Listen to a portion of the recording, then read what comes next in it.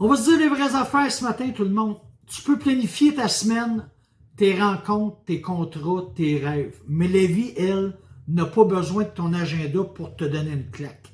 Un matin, là, le 8 octobre dernier, là, en m'en venant au déjeuner des membres, tout roulait. Puis un instant d'après, bang, plus rien. Un accident. Pas un accrochage, non, un vrai. Ce genre de moment là, où ton corps encaisse avant même que ta tête comprenne ce qui se passe. Puis là, tout devient flou. L'adrénaline, la peur, la douleur, puis le silence.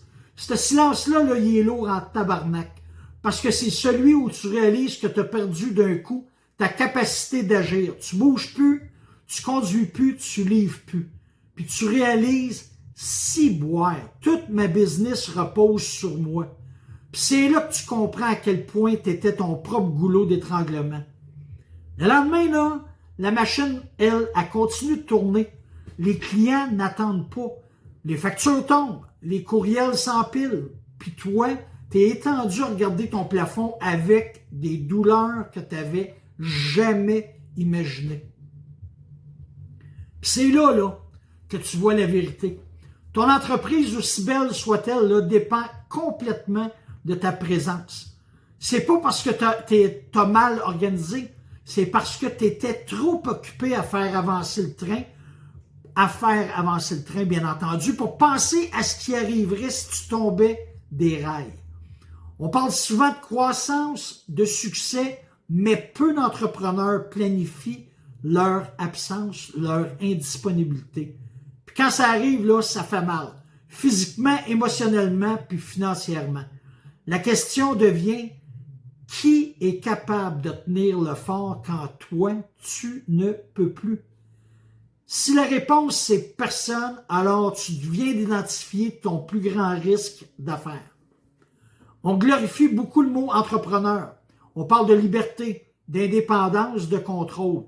Mais ce qu'on ne dit pas, là, c'est quand tu es ton propre patron, ben, tu es aussi ton propre système de soutien. Quand tu tombes, il n'y a pas de remplaçant automatique. Ton entreprise, là, c'est ton reflet. Si toi, tu es à terre, la business chancelle aussi. Pendant ma convalescence, là, durant le dernier mois, j'ai vu ça clairement. Chaque dossier en attente, chaque client laissé en suspens, chaque investissement à faire, chaque investissement à regarder, c'est pas juste des chiffres, c'est du stress pur, ciboire. Et je me suis dit, André, t'as bâti quelque chose de fort, mais t'as pas bâti quelque chose de résilient. Ça fait mal à l'ego en ciboire de dire ça, mais c'est la vérité. Puis c'est là que tu comprends la différence entre une entreprise dépendante d'une entreprise autonome. Le vrai leadership, là, c'est pas de tout faire. C'est de faire en sorte que ça roule même quand tu n'es pas là. C'est d'avoir une équipe qui sait quoi faire sans attendre ton feu vert. Des systèmes, des procédures automatiques, des automatismes, bref, une structure qui respire toute seule. Je vais te dire une vérité là, que j'ai apprise dans la douleur puis durant ma convalescence. Si tu es indispensable, c'est parce que tu es prisonnier. Puis ça, là, ça vaut autant pour ton entreprise que pour ta vie personnelle. Le leader, là, le vrai, il construit pas pour être au centre. Il construit pour être remplaçable sans que ça s'effondre. Ça demande du courage en sacrament, de la confiance, puis un bon coup d'humilité. Mais c'est ça qui distingue ceux qui bâtissent un empire de ceux qui bâtissent une dépendance avec un beau logo. Quand j'ai recommencé à marcher, je dirais pas sans douleur, j'ai pris une décision claire. Je ne retournerai pas dans le même modèle d'affaires. Ce qui m'a freiné une fois là, me laissera plus jamais me paralyser. Aujourd'hui, les prochains projets que je sers et que je touche, je le bâtis avec une vision de continuité, pas seulement de croissance. Parce que la vraie liberté d'un entrepreneur, là, c'est pas de travailler 80 heures semaine. Ne pas avoir de boss, c'est d'avoir une structure qui peut survivre sans lui. Je vois maintenant mon accident là, comme une pause forcée de réajustement. un wake-up call, un hostie de wake-up call. Une révision complète de mes priorités, de mes appuis, puis de ma façon de diriger.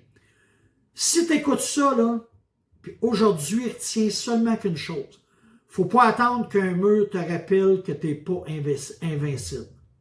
Prévois ton plan B. Forme ton monde. Automatise ce qui peut l'être. Prépare ton système à vivre sans toi. Parce que le jour où la vie t'arrête, ce plan-là peut sauver ton rêve. En conclusion, là, pose-toi ça là, comme question. Si c'était toi demain matin, là, tu n'étais plus disponible pendant 3 mois, qu'est-ce qui se passe avec ton business? Est-ce qu'elle survit? Est-ce qu'elle s'effondre?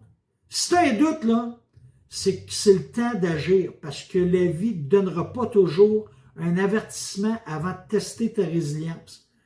Puis moi, là, aujourd'hui, je peux te le dire maintenant avec le sourire, je suis debout, ou presque, je continue, je bâtis différemment, plus intelligemment, plus solide, mais surtout plus conscient. Parce que la vraie réussite, là, c'est pas d'être fort, c'est seulement d'être prêt. Salut tout le monde.